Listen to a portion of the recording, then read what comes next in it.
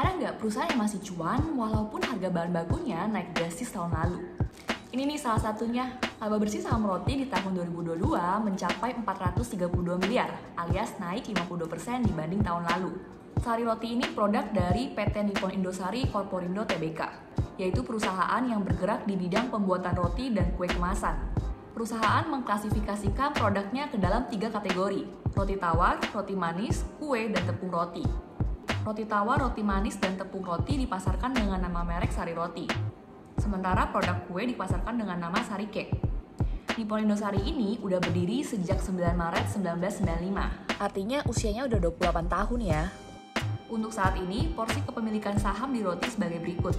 Nah, tahun lalu, kenaikan harga komoditas seperti gandum menjadi ancaman buat kinerja keuangan emiten sektor konsumen.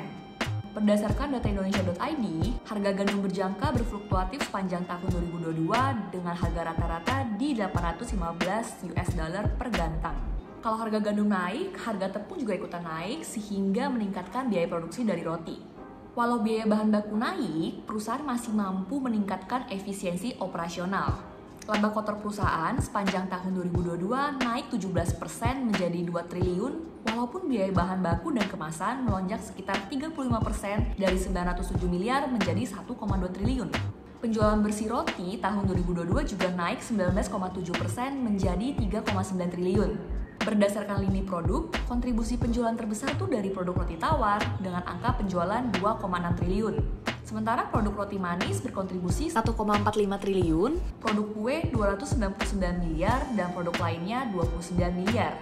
Sebanyak 71% dari total penjualan roti dilakukan kepada modern trade, di mana Indomaret masih menjadi minimarket terbesar yang kemudian diikuti oleh PT Sumber Alvaria Trijaya menjadi minimarket kedua terbesar.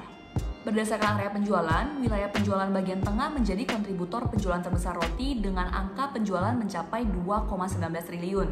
Kemudian, wilayah timur menjadi kontributor terbesar kedua dengan angka penjualan mencapai 1,16 triliun. Dan wilayah barat berkontribusi sebanyak 581 miliar. Kalau kata Ibu Direktur Roti, pertumbuhan penjualan dari wilayah barat dan timur ini merupakan hasil positif dari strategi perusahaan, yaitu memperluas sebaran distribusi dan membangun pabrik baru di Batam, Gresik, Balikpapan, dan Banjarmasin beberapa tahun belakangan ini. Dengan katalis positif harga komoditas yang kembali turun dan membuka kembali aktivitas ekonomi, ini bikin saham roti masuk nggak ke watchlist kamu? Buat kamu yang pengen jual beli saham, bisa memanfaatkan fitur Smart Analyzer dari RHB Tradesmart ID. Di sini ada analisa teknikal beserta hitungan support dan resisten saham secara real time. Ada juga analisa fundamental yang bisa membantu investor dalam pengambilan keputusan. Kabar gembiranya, promo broker fee 0% dan promo bunga margin akun 9% diperpanjang sampai Juni 2023. Daftar dan register sekarang buat nikmatin promonya.